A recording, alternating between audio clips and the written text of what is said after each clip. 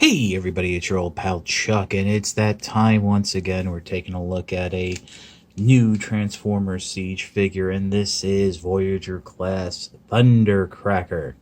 Now, we're not going to be a very long video because we've seen this Tetrajet mold before. This is actually now the third time we're seeing the figure, basically based on the whole Starscream. And now originally this should have, I think, should have been out before Red Wing, but Red Wing came out first.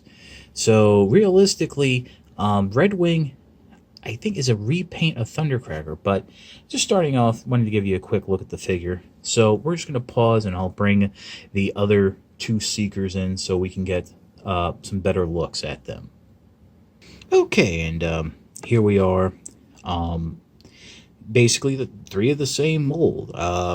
Everything I said about Red Wing comparing to Starscream carries over to Thundercracker comparing to Starscream.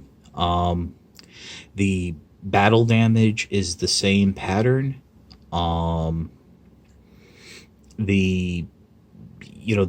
The only thing I noticed is, and I didn't notice this at the time of the Red Wing review, is Red Wing's face is white, whereas Starscream and Thundercracker have a silver face. It's a little hard to see here on the camera, but it is there.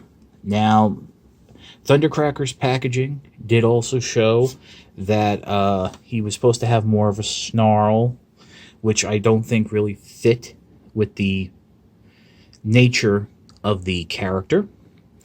But I think it worked a little bit better than the smirk. Now, I should also mention, much like Red Wing and Starscream, Thundercracker came a little mistransformed out of the packaging. Turn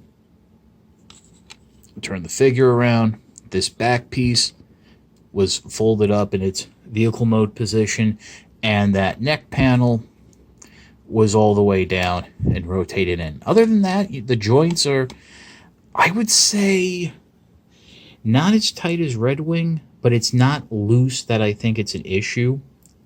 But yeah, it's kind of interesting having these three of the same mold with two different facial expressions.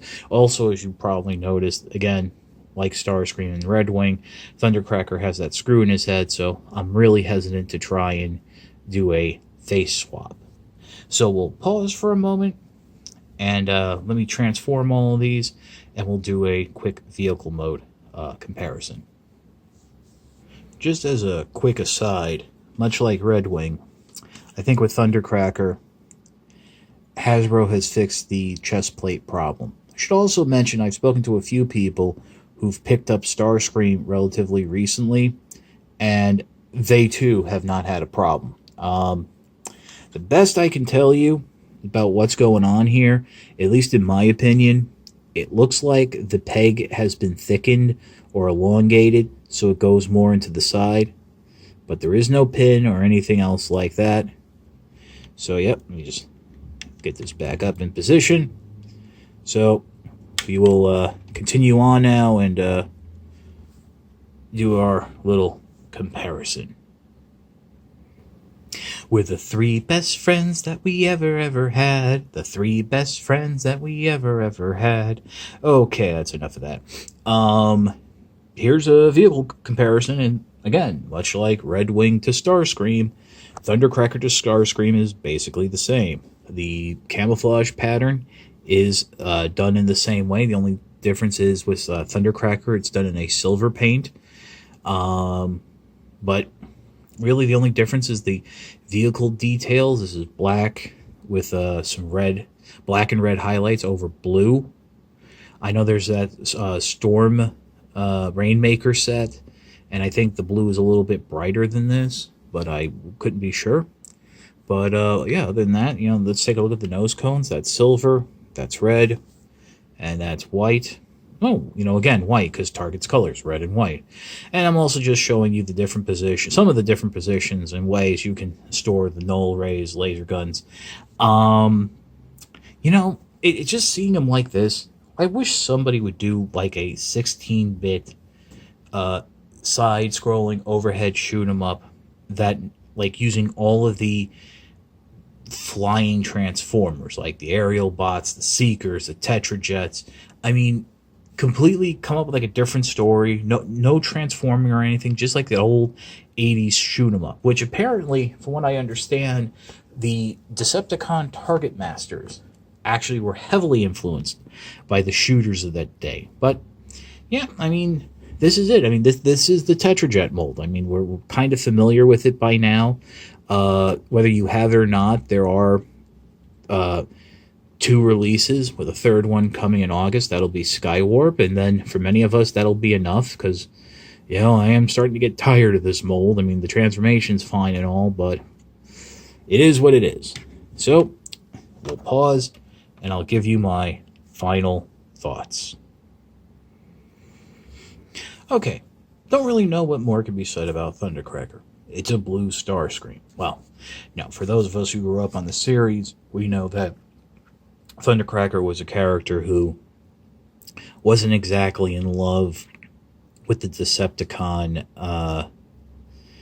ideal and zeitgeist, and had a sense of nobility to him that Starscream and Skywarp didn't have. I got this figure from a seller off of Facebook. It should be hitting retail sooner than later. I want to say maybe the beginning of August, but who knows? If you had a bad experience with Starscream and his chest, and that really soured you on the whole Tetrajet concept, and you don't have Red Wing, I would say give Thundercracker a chance. This is a figure you don't have to worry about falling apart in your hands, so that might give you an appreciation for it. You know, we do have Skywarp coming as an Amazon exclusive in a set with a couple 3 Battle Masters. So, you know, we are getting the original Seeker trio, but they're broken up, using exclusives, and I don't know, it would be rather pricey to complete the set. And then again, you are buying 3 of the same mold with just a couple different faces.